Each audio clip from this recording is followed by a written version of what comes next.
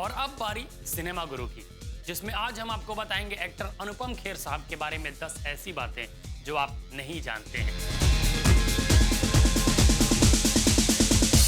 दोस्तों, अनुपम खेर साहब जब मुंबई फिल्म नगरी में भाग्य आजमाने आए थे, उस वक्त उनकी जेब में मात्र 37 रुपए थे। अनुपम खेर साहब को मुकेश भट्ट ने अपनी फिल्म सारांश में काम देने का वादा किया था। बाद में इस रोल के उन्होंने संजीव कुमार को चुना और ये बात जब अनुपम खेर साहब को पता चली तो वो भट्ट साहब के घर के सामने चले गए और उन्हें भद्दी भद्दी गालियां देने लगे। और उन्होंने कहा कि आप कहते हैं कि आदमी ऑनेस्ट होता है, आप खुद ऑनेस्ट नहीं हैं। और ये बात सुन के भट्ट साहब ने दोबारा सारांश के लिए अनुपम खेर साहब को ही चुना।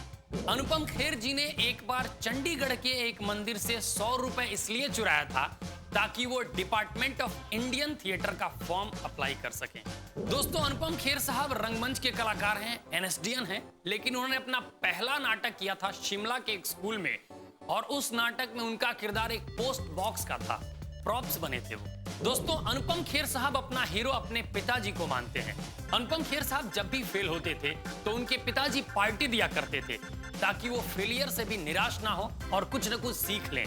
इसे कहते हैं असफलता ही सफलता की कुंजी है। दोस्तों, अनुपम खेर साहब बेहतरीन एक्टर, डायरेक्टर और प्रोड्यूसर के अलावा बहुत ही अच्छे सिंगर भी हैं और उन्होंने अपनी कई सारी फिल्मों में अपनी आवाज दी है। अनुपम खेर साहब यंग एज में ही गंजे हो गए थे और इसी कारण उन्हें 28 साल की उम्र में 52 साल के व्यक्ति का किरदार निभाना पड़ा फिल्म सारांश के लिए। और इस फिल्म के लिए उन्हें बहुत सारे अवार्ड्स मिले और अपने बालों पे अनुपम खेर साहब गाना भी गाते हैं, ऐ मेरे बिछड़े बालों लौट के आओ सालों। दोस्तों, काफी लोगों को लगता है कि अनुपम खेर साहब की पहली फिल्म सारांश है, लेकिन नहीं, अनुपम खेर साहब की पहली फिल्म है आगमन।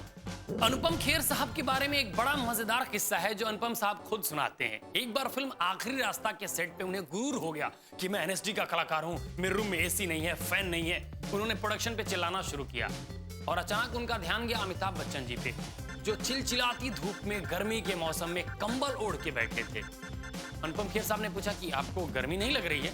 तो बच्चन जी ने कहा था कि अनुपम, गर्मी के बारे में सोचोगे तो गर्मी लगेगी। और ये बात सुन के वो गर्मी तो क्या, अनुपम खेर साहब से हर गर्मी उतर गई और उस दिन से वो बहुत ही काम और बहुत ही कूल इंसान बन गए। जब अनुपम खेर साहब के हीरो यानी उनके पिताजी का देहांत हुआ तो अनुपम खेर साहब ने सबको रंगीन कपड़े में आने को कहा और खुद 2 घंटे का स्टैंड अप कॉमेडी किया, क्योंकि उनका मानना था कि अपने हीरो की विदाई रो के नहीं बल्कि हंस के, चेहरे पे मुस्कान रख के दी जानी चाहिए। वाह, इतने जिंदा दिल इंसान है अनुपम खेर साहब और जिंदा दिली का पाठ सबको पढ़ाते हैं। और हम भी तो यही कहते हैं, हमेशा मुस्कुराते रहिए, खुश रहिए हर हालात में, क्योंकि आप हालात पे हंसेंगे तो हालात ऐसा बुरा होगा ही नहीं। पर फिलहाल जो हालात हैं वो ये कहते हैं कि 3 मस्त गाने सुनाए जाएं। और 3 क्यों, अभी तो 5 गाने सुनाएंगे आपको। तो सुनिए गाना नंबर 5, 4, 3, 2 और 1।